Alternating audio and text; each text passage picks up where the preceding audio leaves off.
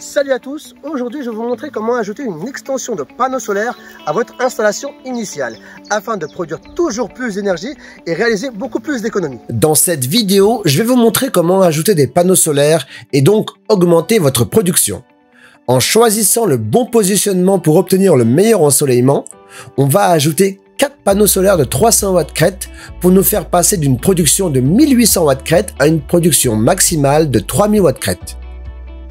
On commence avec l'assemblage des blocs qui serviront de station de fixation principale pour les panneaux solaires. Pour rappel, avec ce système de panneaux solaires au sol, c'est-à-dire à moins d'1,80 m, vous n'avez pas besoin de faire une demande préalable de travaux en mairie. Vu que cette installation ne va pas dépasser les 3 kW crête, une simple déclaration à Enedis fera l'affaire. Ensuite, je place des supports sur lesquels reposent les panneaux solaires. Pour cette étape importante du montage, je vous conseille de la faire à deux. Tout d'abord pour garder la bonne position des panneaux solaires et que l'autre puisse les visser au support correctement.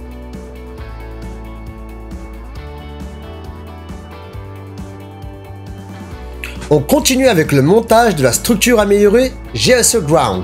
Elle est facile à installer avec son nouveau système à rails. L'installation de panneaux solaires devient un jeu d'enfant.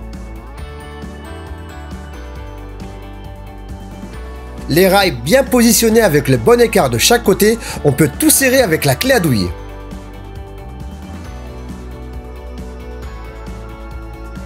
Pensez à respecter le sens de pose des supports des rails pour que votre installation soit correcte et de disposer du bon outillage pour travailler sereinement. Une fois les deux rails posés sur ces supports, on installe les brides finales et intermédiaires qui ont pour fonction d'appuyer les panneaux solaires sur les rails.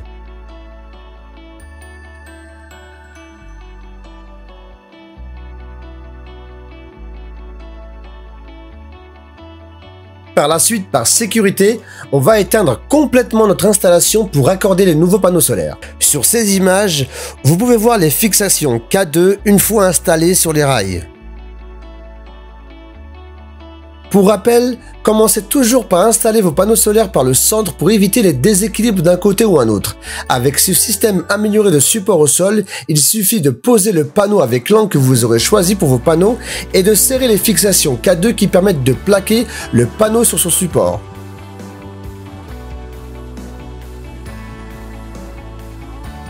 Commencez toujours par visser les fixations K2 à votre gauche pour plaquer les panneaux solaires et ensuite à votre droite une fois l'autre panneau installé.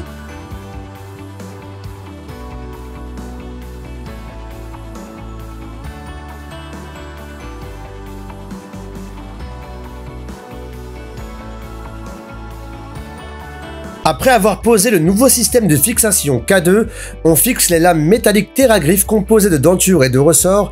Elle sera positionnée entre le module et la structure de montage pour garantir l'équipotentialité.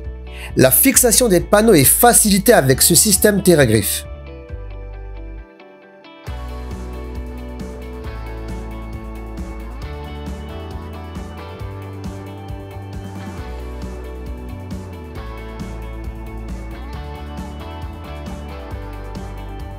Pensez à vérifier que le système TerraGriph soit bien serré contre les panneaux solaires et les rails.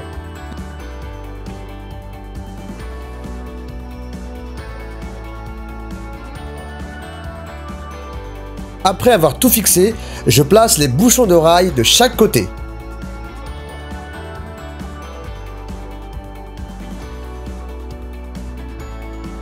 Pour la mise à la terre de la deuxième structure, il suffit de fixer un câble terre qui partira de la nouvelle structure à l'ancienne.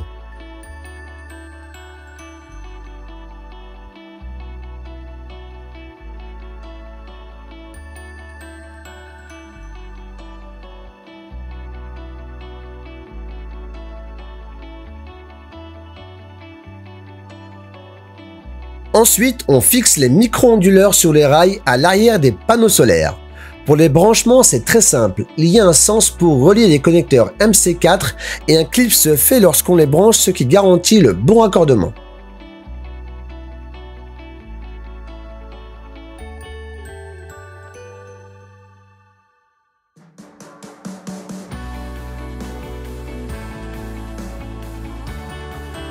En retirant le bouchon de fin de circuit de mon ancienne installation, on y retrouve un câble avec une phase et un neutre. Je vais pouvoir créer un raccordement pour relier mes nouveaux micro-onduleurs à mon ancienne installation.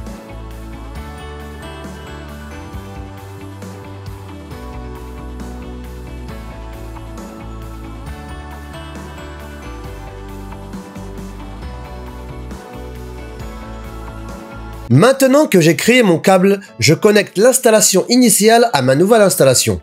Pour rappel, éteignez votre boîtier AC si ce n'est pas déjà fait. Ça vous évitera de vous prendre un court-circuit et donc de travailler en toute sécurité.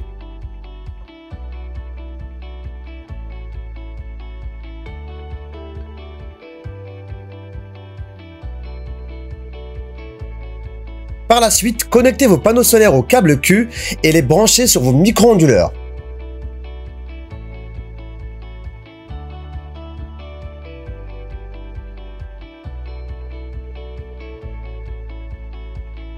Une fois que tous les raccordements sont faits, vérifiez que les LED des micro-onduleurs s'allument en rouge. Ne vous inquiétez pas, c'est normal, tant que votre boîtier AC n'est pas activé, ils ne seront pas verts.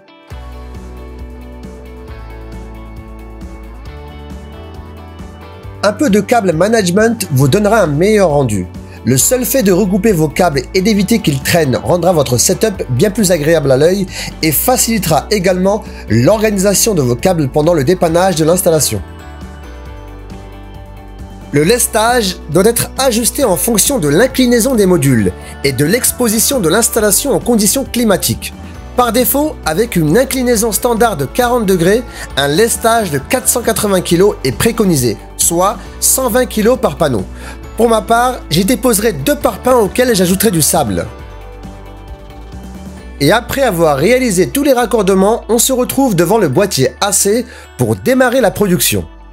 Pour valider le bon fonctionnement de notre installation et que le boîtier AC communique correctement avec les panneaux solaires, on relève les disjoncteurs et suspense, tout est vert. Pour confirmer le bon fonctionnement de notre installation, on se retrouve devant nos micro-onduleurs. Et là aussi, les LED clignotent en vert, ce qui signifie que nos panneaux solaires produisent de l'énergie et le bon fonctionnement de notre installation. Passons maintenant à la programmation. On va donc ajouter des panneaux solaires en mettant à jour le logiciel Installer Toolkit d'Enphase. Après avoir scanné les codes barres des micro-onduleurs, vous devez voir apparaître sur votre menu 10 panneaux solaires. Pour ma part, je n'ai rien scanné, mon système a été mis à jour automatiquement. Et j'ai découvert ma nouvelle installation avec 10 panneaux solaires actifs quelques heures après le redémarrage de l'Envoy S. Ce logiciel est très intéressant et complet. Il permet d'avoir en temps réel la production en cours de mes 10 panneaux solaires. Avec Enphase, on a aussi un autre logiciel disponible appelé Highlighting. Il vous permet, comme le logiciel Toolkit, de connaître votre production en temps réel, mais en plus, il compare la production de la journée écoulée et celle d'il y a un an, et d'autres fonctions que je vous laisse découvrir. Mon installation est enfin opérationnelle à 3000 watts crête. À l'avenir, si je veux ajouter des panneaux solaires, il faudra déposer en mairie une déclaration préalable de travaux. Si vous avez des questions, n'hésitez pas à les poser en commentaire. À la prochaine!